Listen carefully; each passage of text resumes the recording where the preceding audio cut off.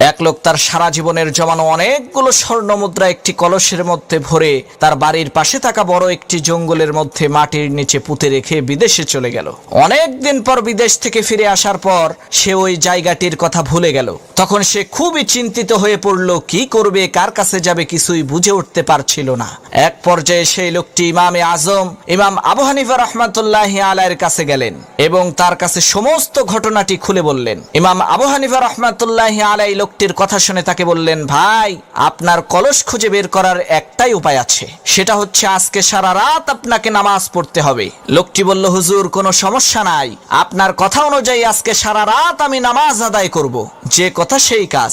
লোকটি রাতের বেলায় নামাজে দাঁড়িয়ে গেল। আল্লাহর কি কুদরত, এক রাকাত নামাজ পড়তে না পড়তেই সেই লোকটির ওই জায়গার কথা মনে পড়ে গেল, যে জায়গায় লোকটি তার কলসটাকে লুকিয়ে রেখেছিল। লোকটি কোন রকম করে 2 রাকাত নামাজ শেষ করে একটা কোদাল হাতে নিয়ে জঙ্গলের মধ্যে দৌড় দিল।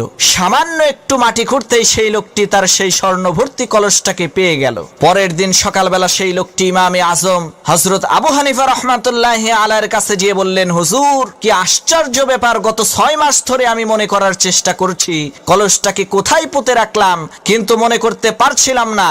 আর আপনার কথা অনুযায়ী নামাজে দাঁড়ানোর সাথে সাথেই খুবই বিস্ময়কর ভাবে আমার ওই জায়গাটির কথা মনে পড়ে গেল। হুজুর, দয়া করে বলেন এর কারণ কি? তখন হযরত ইমাম আবু হানিফা রাহমাতুল্লাহি আলাইহি বললেন, ভাই শোনো, তুমি যে সারা রাত নামাজ পড়তে চেয়েছিলে, শয়তান কোনোভাবেই তোমাকে সারা রাত নামাজ পড়তে দেবে না। ওই শয়তান নিজেই তোমাকে কলসটার কথা ভুলিয়ে দিয়েছিল, যাতে তুমি বিপদে পড়ে আল্লাহ তাআলাকে ভুলে যাও। কিন্তু বিপদে পড়ে যখন তুমি সারা রাত নামাজ পড়ার সিদ্ধান্ত নিয়ে ফেললে, তখন শয়তান চিন্তা করলো, তুমি যদি সারা রাত নামাজ পড়ো তার তো অনেক লস হয়ে যাবে। এ কারণেই শয়তান তোমাকে ওই কলসটির কথা মনে করিয়ে দিয়েছে, যাতে তুমি সারা রাত নামাজ পড়তে না পারো।